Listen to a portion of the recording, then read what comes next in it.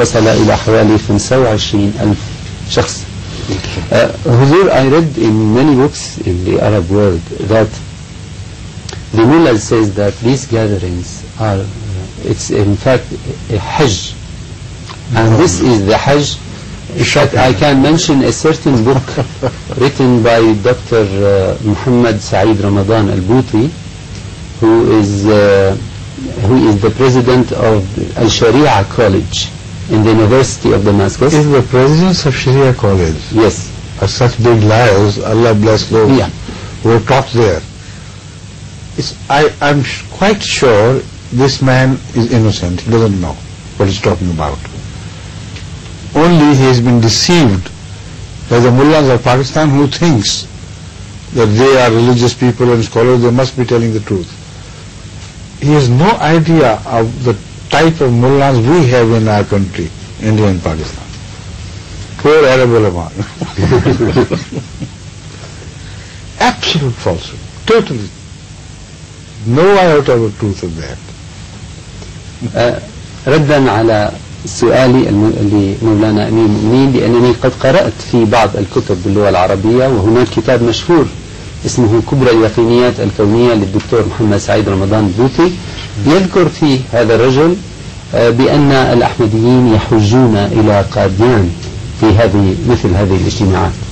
يجيب حضرة أمير المؤمنين مستغربا بدهشة بالغة كيف يمكن لرجل عالم، وكما ذكرت له هو عميد كلية الشريعة في جامعة، أن يصدق، أن ينخدع بمثل هذه الافتراءات وهذه الأكاذيب وأن يصدقها. هذا باطل، وفي الحقيقة أننا كمسلمين نؤمن ونطبق الأركان الخمسة التي إحداها الحج إلى بيت الله. I invite all Arabs, big or small, rich or poor, whoever can afford to go to Qadian and attend the Jalsa, to see it with their own eyes what's happening there.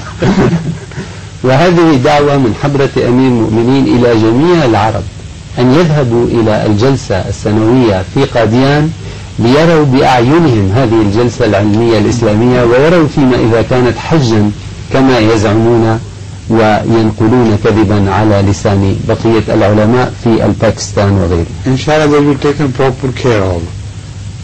But if they inform us or Qadian ahead, then they will be saved the trial of eating hot food. Chilies.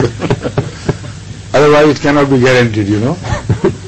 So let them give us a short notice, or at least when they arrive there, tell them with no chilies for us. وحرصا من مولانا أمير المؤمنين على الطعام الذي سيقدم إلى هؤلاء، يقول عليهم أن يعلنون مسبقا عن عزمهم على السفر إلى تلك البلاد ليشاهدوا هذه الجلسة، كي لا يقدم لهم الطعام الحار الشديد الذي يستعمل فيه البهارات الحارة التي قد لا يستطيعون تناولها، لنأخذ بعين الاعتبار مجيئهم ويقدم لهم الطعام الذي يستسيغونه.